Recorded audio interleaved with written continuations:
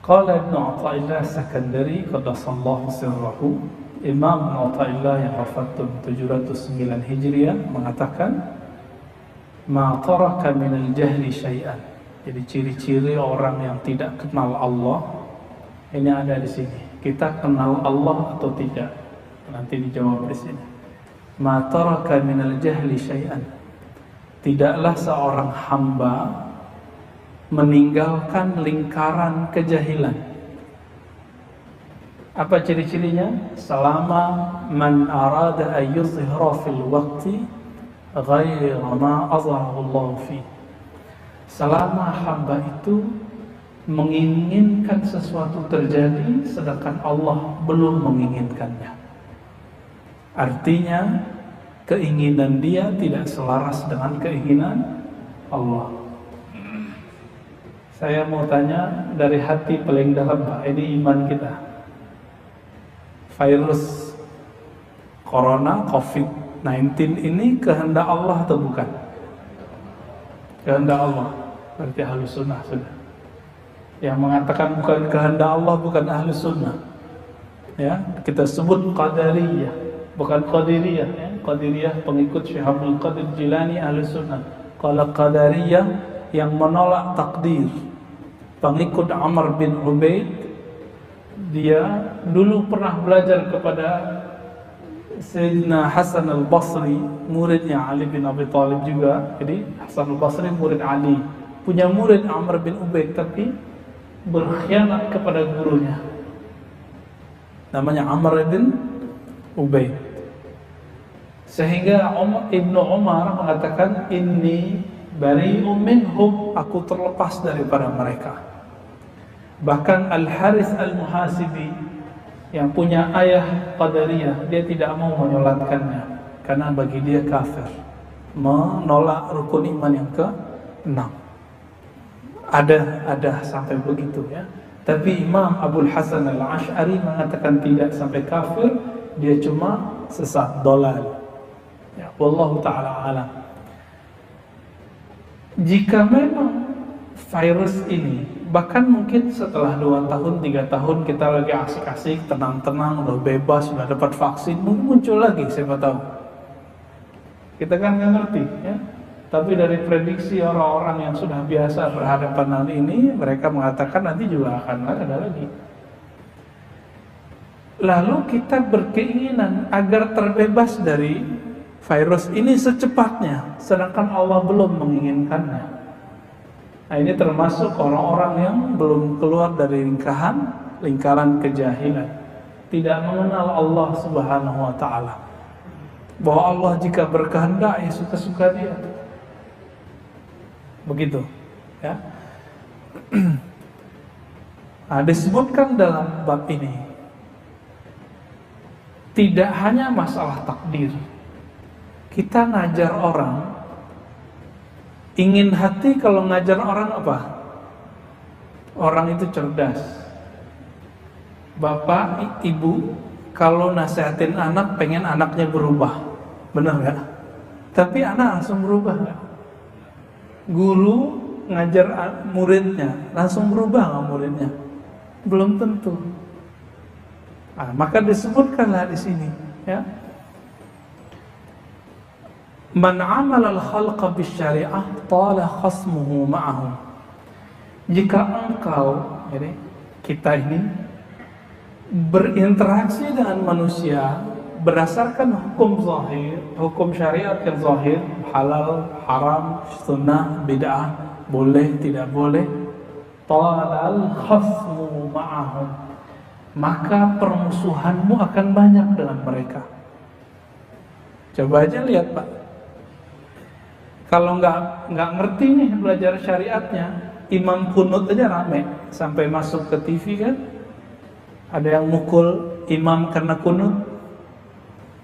Itu karena belajar syariatnya juga belum lengkap. Jadi kalau kita bermuamalah dengan orang hanya menggunakan hukum zahir, hukum boleh tidak boleh, kita sebut hukum fikih, kita musuhan terus sama orang. Bagi mazhab yang mengamalkan hadis Bukhari bahwa Nabi SAW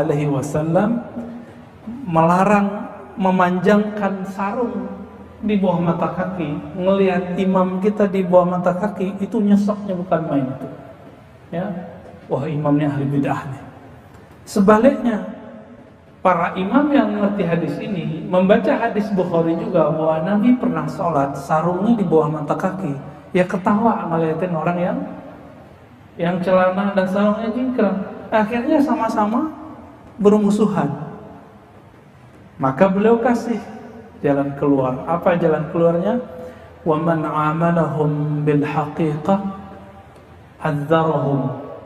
Siapa yang berinteraksi dengan manusia, dengan orang lain bil haqiqah, dengan pandangan hakikat. Apa itu pandangan hakikat? Memandang bahwa semuanya digerakkan oleh Allah Subhanahu wa taala, azzarahum. Pasti dia ada kemudian akan menerima uzur mereka. Misalnya ketika imam berkunut, saya nggak kunut, saya mengatakan, oh mungkin imam mengamalkan hadis yang dianggap sahih oleh Imam Syafi'i.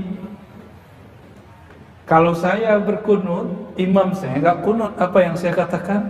Oh mungkin imam saya ini mengikuti pendapat Imam Ahmad yang mendoifkan, menilai lemah hadis kunut salat subuh.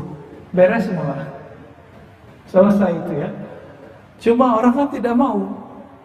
Ya, itu masalahnya. Orang maunya apa yang dia dengar itu yang benar. Nah, itu yang disebut muamalah bizahir syariah. Interaksi dengan orang tapi hanya dengan zahir-zahirnya saja. Lalu ditambahkan di situ, wal wajib ayu amilahum fi zahir bisyari'ati fayudzakiruhum. Kalau kita berinteraksi dengan mereka dalam bab syariat, lalu mereka berbeda dengan syariat yang kita tahu, fayudzakiruhum, maka kita boleh mengingatkan, bukan menghardik, bukan melaknat, bukan membunuh. Suatu kali dalam Sahih Bukhari ada seorang sahabat namanya Abdullah, yashrabul khamra, dia suka minum khamar. Lalu apa kata sahabat Nabi? Allahumma la'anhu, ya Allah laknatlah orang itu. Hadis Sahih Bukhari. Apa kata Nabi? Nabi dulu pernah mengatakan orang ini cinta Allah dan Rasulullah. Maka Umar mengatakan, la, tidak boleh. Fa innahu yuhibbullaha wa rasuluh. Karena orang ini mencintai Allah dan Rasulnya. Jadi ternyata ada pemaksiat cinta Allah. Dia tidak sanggup menahan kecanduannya terhadap narkoba atau minuman keras, tapi hatinya sebenarnya menjerit. Setiap kali dia mengkonsumsi itu, dia menjerit, ya Allah tolong lepaskan aku, lepaskan aku. Sedangkan kita yang taat merasa sok suci. Hati-hati loh Bapak Ibu serahkan Allah. Ayat yang tadi dibaca oleh imam kita itu menyindir kita semua. Ayatnya tentang apa? Kisah iblis merasa sok suci. Iblis itu tercipta dari api dan Allah kasih mandat untuk menjaga surga. Disebut Haris atau Azazil. Azazil artinya hamba Allah yang mulia. Apa yang dia lakukan di surga? Dia bertapa, dia beribadah, berkhalwat. Udah mulia api, jaga surga, ibadah ribuan tahun. Coba lihat tuh. Tapi dengan ibadahnya dia dan diciptakannya dia dari api, dia merasa dirinya lebih mulia dari Adam yang dari tanah. Jadi orang merasa taat itu gelap tuh hatinya.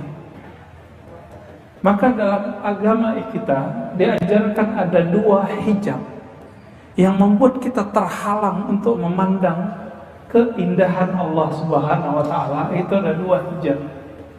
Yang satu namanya hijabul zulmah, hijab kegelapan, itu maksiat. Yang kedua hijabul anwar, hijab cahaya.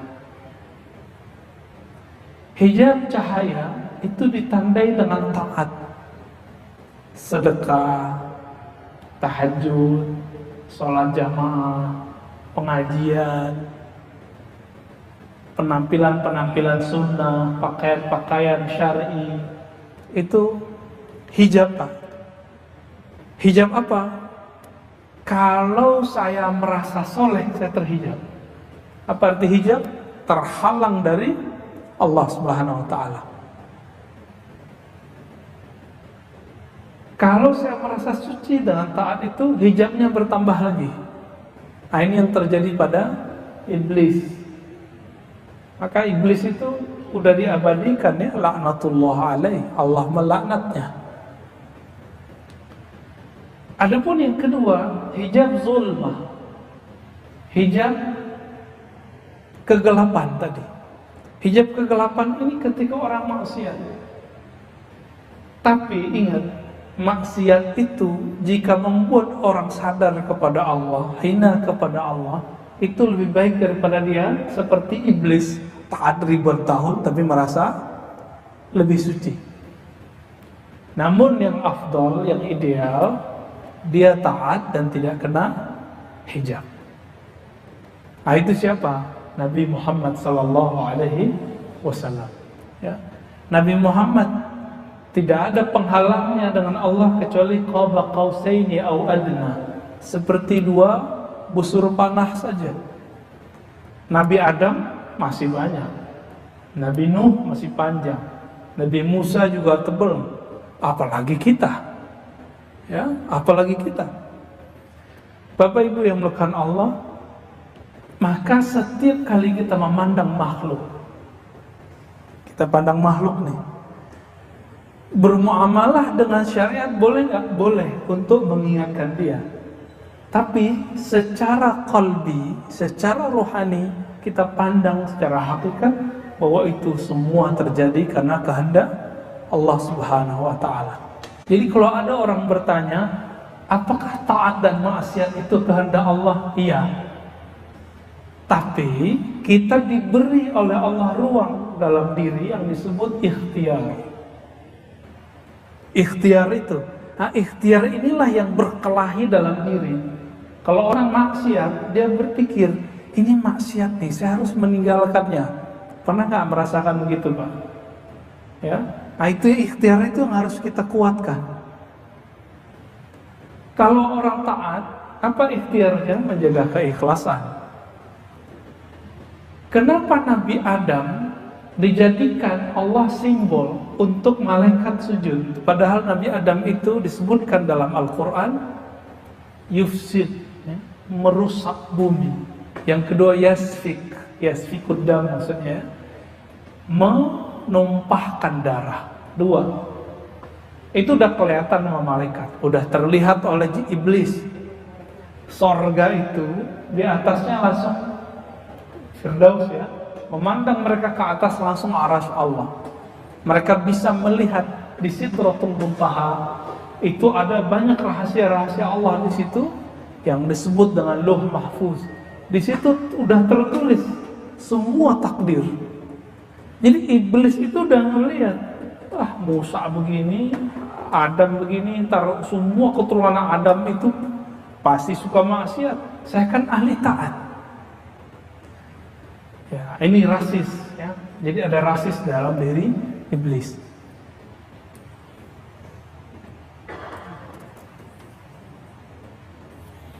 Maka di sini dikatakan min adabil arif al-haqiqi ayyuqir al-asya fi mahalliha.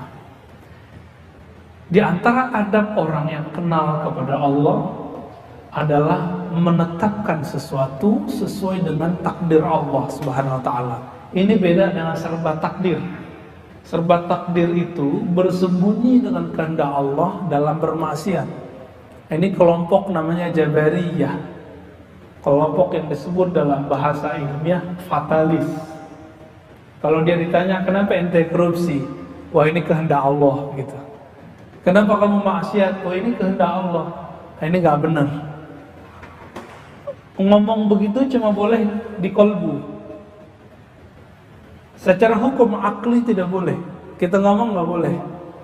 Kenapa? Karena melanggar hukum syariat. Kenapa Al-Hallaj? Tahu Al-Hallaj? Mirip kalau di negeri kita seperti Syekh Siti Jenar. Al-Hallaj wafat tahun 309 Hijriah. Kenapa ia kemudian divonis hukum? Karena dia melanggar adab-adab syariat. Jadi secara fikih dia benar, tapi secara hakikat, secara fikih dia salah, secara hakikat dia salah, dia benar ya. Hal ini yang perlu kita ketahui sehingga kita mampu melihat sesuatu secara bijak.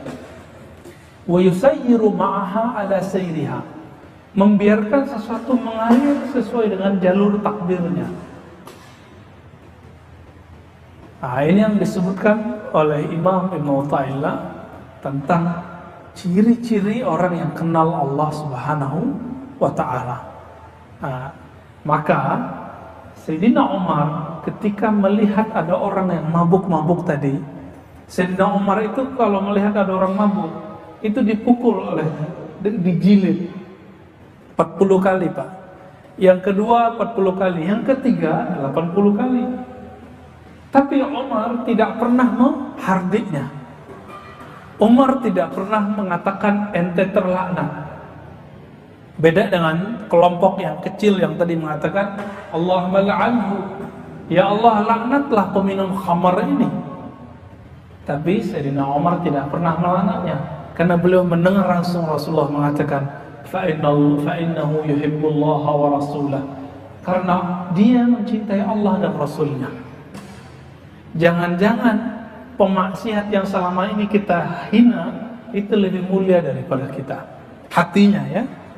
Masih ingat kisah perempuan Bani Israel yang Allah ampuni cuma karena dia memberi minum anjing? Kalau ngasih minum anjing aja bisa diampuni Allah, apalagi dia bantu makhluk Allah ya. Anjing hina atau terpuji ya, yang dalam pikiran kita nih, alam bawah sadar, hina, najis. Najisnya bukan najis biasa. Najis dalam mazhab Syafi'i disebut mughallazah, najis berat. Tapi cuma dengan memberi binatang yang najisnya berat itu dia diampuni oleh Allah Subhanahu wa taala. Masih ingat lagi laki-laki yang membunuh 99 orang, lengkap 100 orang dengan ahli agama yang mengatakan ente nggak bisa diampuni Allah. Lengkap sudah dibunuh 100. Tapi ternyata setelah itu dia ketemu wali Allah yang mengatakan, siapa yang melarangmu meminta ampun kepada Allah? Akhirnya dia diampuni oleh Allah. Coba lihat, 100 orang dia bunuh, dia diampuni Allah, masuk surga. Jadi nanti 100 orang yang dibunuh kan masuk surga tuh. Dia masuk surga juga. Nanti Allah tersenyum, disebutkan dalam banyak hadis bahwa Allah tersenyum ketika melihat pembunuh yang dibunuh masuk surga. Yang dibunuh protes, ya Rabb, kenapa yang membunuhku ada dalam surga? Jadi Allah pun nanti tersenyum, bahwa Allah alam bagaimana senyumnya Allah ya. Kira-kira begitu. Dan dalam hal ini saya kemudian jadi takut sebenarnya. Karena setiap hari kita melihat ada orang-orang yang menurut kita hina, tapi ternyata belum tentu dia hina di sisi Allah SWT. Hati itu langsung bilang, oh nih orang jahat nih, nih pemaksiat nih, orang hina nih gitu, mengganggu aja nih, ngemis nih gitu. Enggak begitu pikiran-pikiran kita. Dan ternyata ujian terberat Nabi Musa adalah tingkah laku Nabi Khidir yang aneh. Masih ingat? Ya, saya sekedar mengingatkan kembali, kenapa Quran perlu dibaca berulang-ulang? Karena memori kita pendek, kita perlu ulang. Masih ingat Nabi Khidir membunuh orang? Zahirnya jelek ya, secara syariat, tapi hakikatnya, jadi Nabi Khidir bertugas sedang mengajarkan ilmu hakikat ke Nabi Musa. Itu sebenarnya. Lalu yang kedua ngapain? Merusak kapal. Secara syariat merusak kapal orang lain haram nggak? Tapi kalau nggak dirusak, semua penduduk kampung itu yang laki-laki mati semua antara esok. Berarti perempuan-perempuan janda semua, anak-anak jadi yatim semua. Cukup dengan merusak sedikit kapal, satu kampung beres, satu kampung selamat. Itu ilmu hakikat. Kalau yang tadi anak dibunuh, kalau dia besar dia pasti membuat orang tuanya kufur. Tadi disebutkan dalam ayat yang dibaca imam kita tadi. Ya. Perintahnya ada begitu ya. Maka sertailah mereka fil amwali wal aulad, dalam mencari harta dan menafkahi anak-anak. Tuh. Jadi emang tugasnya iblis itu ngurusin kita, ngerecokin kita dalam nyari duit. Yang kedua, urusan anak, karena itu nggak bisa hilang, Pak. Banyak orang hilang idealisnya, hilang kemurnian kalbunya cuma karena dia ingin menafkahi anaknya yang nangis-nangis minta duit atau minta kuliah, minta beli ini dan itu.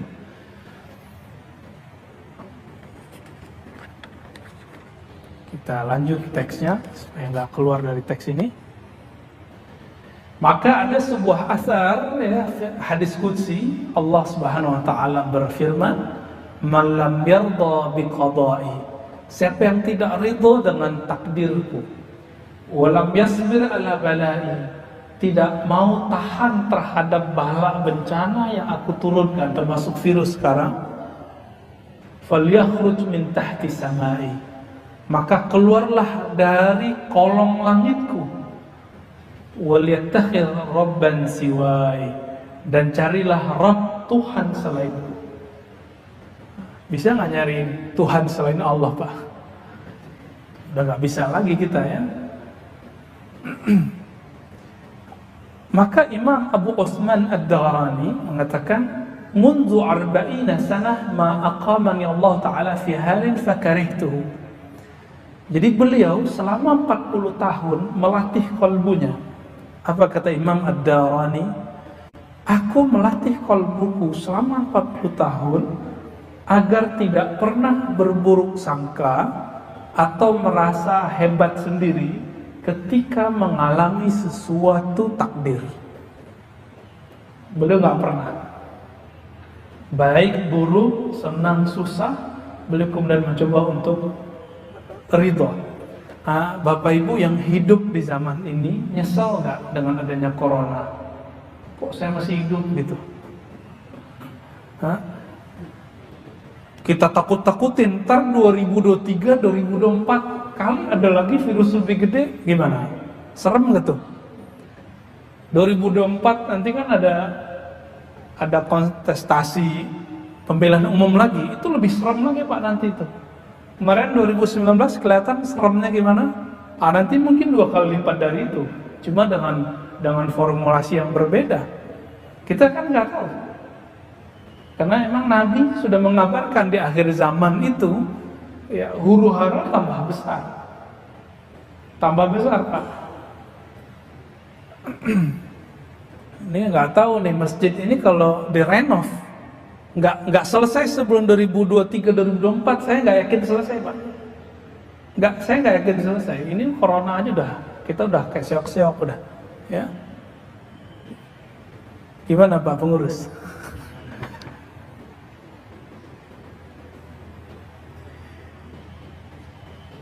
Oleh karena itu, Imam pensyarah kitab ini yang bernama Ibnu Ajibah, apa kata beliau? Orang yang kenal Allah itu yajma' baina khairil fariqain, mampu menggabungkan dua perspektif ini. Di saat dia mengalami kebaikan, dia bersyukur, dan saat dia mengalami keburukan, dia bersabar. Di saat dia taat, dia mensyukuri taatnya. Di saat dia maksiat, dia tobat dari maksiatnya. Ciri-ciri orang yang arif, yang mengenal Allah, kalau maksiat tahu cara tobat. Kalau orang tidak kenal Allah, kena maksiat, ya sudahlah maksiat aja, gitu. Ya sudahlah kecemplung sekalian. Nah ini nggak tahu cara pulang. Ini bahaya orang awam bermaksiat. Oleh karena itu Imam Abu Yazid atau Junaid ditanya, hal yaznil wali, apakah wali Allah berzina? Ada Pak pertanyaan begitu? Apa jawaban beliau? Dzalika qadrullah ma syaa qaddar, ma qaddarallahu qaddar, ya. Itu adalah kehendak Allah. Apa yang Allah kehendaki pasti terjadi. Maksudnya wali kalau melihat itu, dia tidak melihat itu perbuatan iblis, enggak. Tapi dia menganggap itu kesalahan saya cepat pulang kepada Allah. Kalau orang tidak kenal Allah, dia maksiat, yang dia kutuk siapa? Setan. Wah, dasarnya setan nih, gitu. Dia salahkanlah temannya, dia salahkanlah orang yang mengajaknya maksiat. Enggak, kalau orang kenal Allah, dia kemudian menyalahkan dirinya dan dia cepat pulang kepada Allah. Gitu. Ya, jadi mohon maaf ya. Kita kan nggak ada yang terjamin dari maksiat. Ada nggak jaminannya? Mau ustadz, mau kiai, apalagi jamaah biasa, nggak ada Pak kita yang dijamin. Bedanya kalau ustadz, guru, syekh, muallim bermaksiat lebih besar dosanya daripada orang awam. Cuma kalau ulama itu maksiat dan dia tahu cara pulang, makomnya cepat naik. Ini ada sahabat kita bertahun-tahun merasa tidak maksiat. Ada, ya. Kalau jam 3 udah bangun, 5 waktu di masjid, merasa udah kayaknya soleh. Akhirnya merasa dirinya suci. Lama-lama dia benci dengan tetangganya yang nggak pergi ke sholat subuh ke masjid. Ada perasaan begitu. Lama-lama dia menganggap orang yang nggak sepengajian dengan dia itu jahil semua. Lalu apa yang terjadi? Dia berpikir, aku sudah taat, tapi kok nggak bisa nangis ya kalau istighfar. Malam-malam, wabil ashari hum yastaghfirun. Begitu dalam surat Zariyat, pada waktu sahur mereka beristighfar kepada Allah, minta ampun kepada Allah. Tapi kok nggak ada sentuhan di kolbunya, ada perasaan di hatinya. Ini apa yang salah ini? Akhirnya dia minta kepada Allah, ya Rabb, kenapa hatiku sekeras ini? Udah ikut muhasabah, nggak nangis-nangis Pak, malah ngejekin ustadz mentor muhasabahnya. Ustadz ini ya, buat cerita palsu lagi gitu ya. Apalagi yang dulu pakai musik ya, dia dapat taklim musik haram, ya sudah lewat, sudah nggak bisa tersentuh. Akhirnya dengan izin Allah, tapi Allah tidak meridhoi maksiat, dia terjebak dalam maksiat.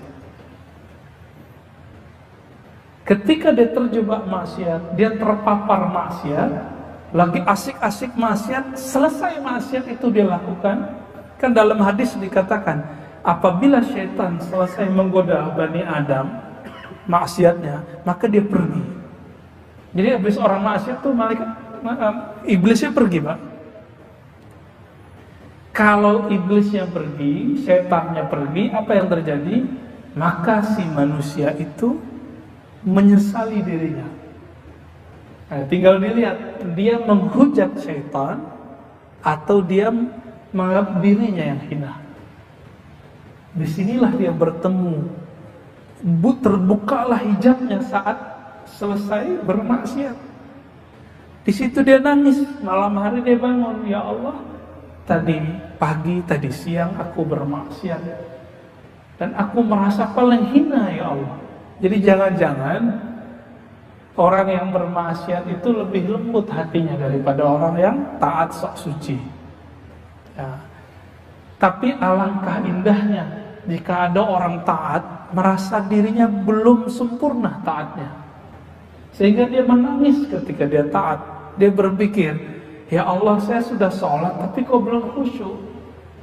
Terus dia nangis. Itu lebih baik Pak daripada dia kena maksiat dulu. Ada maksiat yang tidak terlihat, maksiat qalbu. Apa itu maksiat qalbu? Buruk sangka kepada Allah, buruk sangka ke makhluk. Dan maksiat qalbu yang susah terlepas dari diri kita adalah ghaflah. Dalam surah Al-A'raf Allah mengatakan, wala takum minal ghafilin. Janganlah engkau menjadi orang yang lalai. Hijabnya qalbu adalah lalai. Nah, kira-kira Bapak, saudara makan Allah ketika sholat hatinya lalai gak kepada Allah? Jika iya, itu maksiat kolbu. Kita dah taat nih secara zahir, kolbunya belum taat. Perlu ditobatkan gitu? Perlu. Kita sebut dia istighfar rohani, istighfar kolbu, ya. Berdasarkan ini semua, Bapak Ibu saudara makan Allah, dapat kita pahami dari hikmah yang pertama yang kita bacakan itu, bahwa ciri-ciri orang yang tidak kenal Allah, dia ingin sesuatu terjadi sebelum saatnya. Baik masalah takdir, nasib, masalah virus, masalah taat dan maksiat. Ingin khusyuk sebelum saatnya. Ingin merasakan keajaiban sebelum saatnya. Ingin bertemu yang gaib-gaib sebelum saatnya. Itu terjadi pada Lia Eden.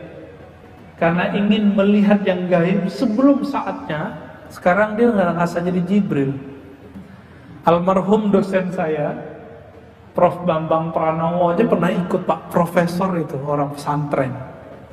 Profesor doktor. Ditanya orang, Prof, dulu kenapa ente mau masuk aliran Lia Eden itu? Apa jawaban beliau? Ya katanya dia berguru sama Jibril. Masa saya nggak mau belajar sama dia gitu ya? Mau berguru sama muridnya Jibril. Sekarang ternyata lebih aneh. Merasa dirinya Jibril, dirinya Maryam, dirinya Isa. Kayaknya kemasukan jin Yesus kayaknya ya. Padahal Yesus nggak gitu-gitu amat ya. Kita masuk ke hikmah yang berikut. Syuruknya jam berapa?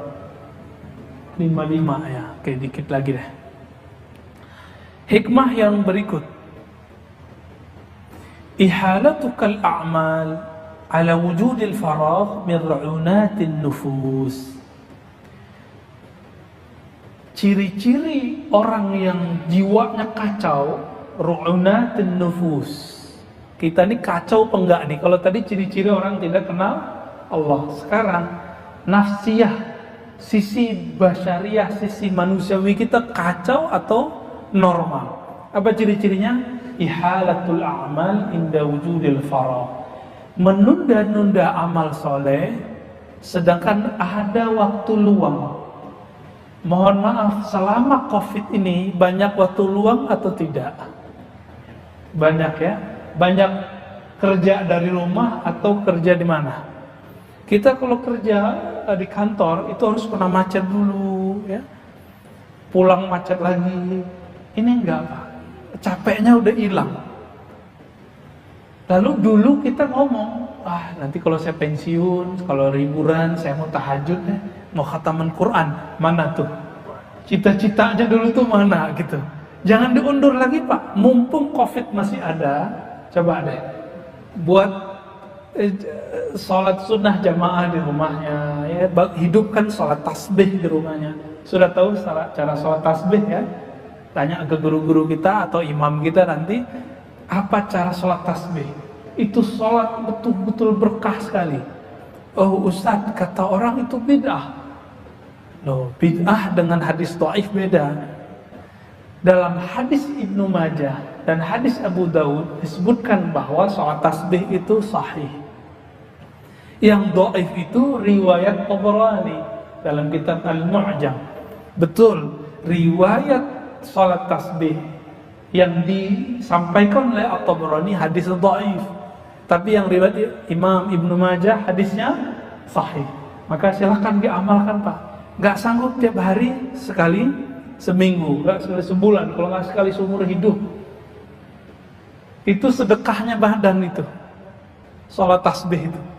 Karena bacaannya ya kalau dikumpulkan ya 300-an. Itu sama dengan semua sendi kita.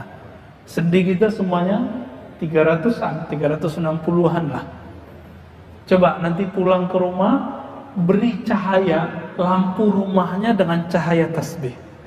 Kalau Bapak dibukakan mata kolbunya, mata batinnya, itu kelihatan, Pak. Cahaya itu naik ke atas itu. Cuma kita kan gak lihat. Ini masjid ini setiap saat, setiap kali 5 waktu itu malaikat mulai cahaya naik. Cuma ada ya cahayanya redup di tengah jalan, mungkin lagi ria orangnya, atau lagi kesel imamnya kunut gitu ya, atau ada merasa dirinya lebih benar dari yang di samping, itu nggak naik ke atas, sama sekali nggak naik. Cuma kita kan nggak dikasih lihat, tapi Bapak Ibu dikasih rasa. Habis assalamualaikum perasaannya nyaman atau perasaannya gelisah. Kalau gelisah sholatnya habis dilemparin balik tuh Pak. Nih sholat kau gitu ya. Gitu ya Pak di Aceh ya. Dilempar. Baik. Jadi ciri-ciri orang yang kacau rohaninya, suka mengundur-mundur amal soleh. Ya, jangan nunggu pensiun lagi. Ini COVID ini udah semi pensiun kita nih semua. Kita nggak tahu nanti gimana. Coba latihan puasa lah. Siapa tahu nanti ada musim di masa semuanya pacaklik. Kita kan nggak tahu.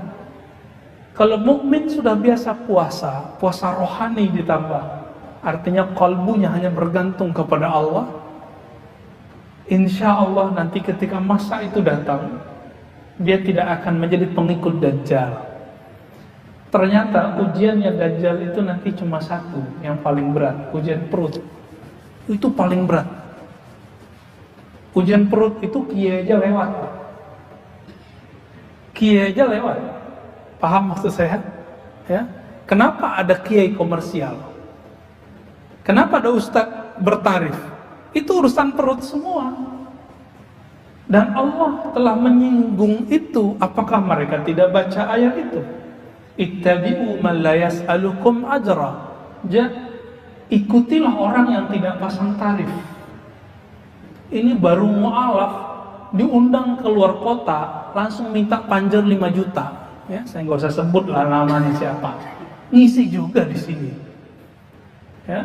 Alhamdulillah selama COVID nggak ada, ya saya juga nggak ngisi di sini. Kita dapat laporan Pak dari daerah, kita kan jauhlah terus ke kampung-kampung, buat daurah-daurah Ahlussunnah, penandaan Ahlussunnah lah kira-kira. Kita ya menyebar cahaya itu, semoga Allah sambung rahasia itu ke dalam kalbu kita. Ya laporlah mereka, Ustadz saya ngundang fulan, ternyata urusan perut minta panjar 5 juta. Mu'alaf padahal. Kita yang dari dulu ngaji nggak berani Pak panjar-panjar. Ya. Kita cukup Allah aja yang panjar. Semoga itu jadi jaminan kita bisa disebut da'i ilallah, pendakwah kepada Allah, bukan da'i ilal fulus, ya. Da'i ilal butun, ya, ke perut, bukan. Nah, ini berat. Ujian perut itu berat sekali. Ini yang dikatakan oleh Imam Syarqawi dalam Syarah Al-Hikam, kitab yang lain, Asy-Syuhrah qabla al-kamal samul qatil. Ingat nih kalimat ini. Populer, terkenal sebelum matang rohaninya, itu bisa membunuh kalbunya. Nggak punya hati nanti. Nggak punya hati sama sekali.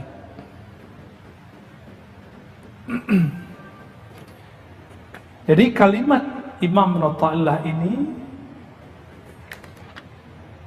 menyindir kita semua supaya kalau taat jangan diundur-undur. Kalau mau khatam Quran jangan diundur-undur. Kalau mau ngaji Pak sekarang jangan diundur-undur. Ngaji itu sekarang yang dicari bukan ngaji yang banyak amalnya nanti, tapi ngaji yang membuat kita mengenal siapa yang kita sembah. Inilah penutup kajian kita pada pagi ini. Sebelum ada tanya jawab. Ada tanya jawab nggak Pak? Ada ya. Wa ma khalaqtul jinna wal insa illa liya'budun. Terjemahan biasa orang apa? Tidaklah aku ciptakan jin manusia kecuali untuk menyembahku. Itu terjemahan harfiah. Coba kita lihat terjemahan ilmu ma'rifatullah yang diwariskan oleh Sayyidina Ibnu Abbas radhiyallahu taala anhuma. Apa kata beliau? Wa ma khalaqtul jinna wal insa illa liya'rifun.